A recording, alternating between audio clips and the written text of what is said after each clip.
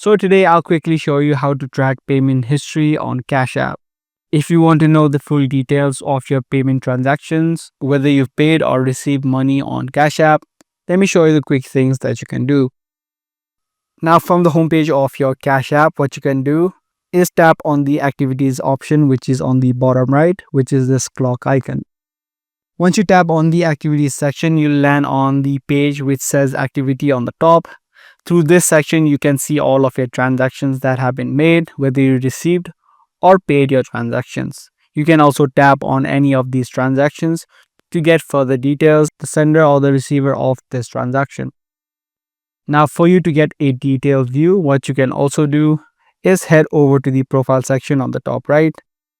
Through the profile section, you'll be able to see the section called documents. You can just tap on the documents option. And inside of the documents, you're going to get particular categories so that you can track your transactions in a much better way. So you're going to get categories such as account statements, savings, stocks, bitcoins, tax returns, and etc. You can tap on individual categories as well and view those transactions inside of those particular categories.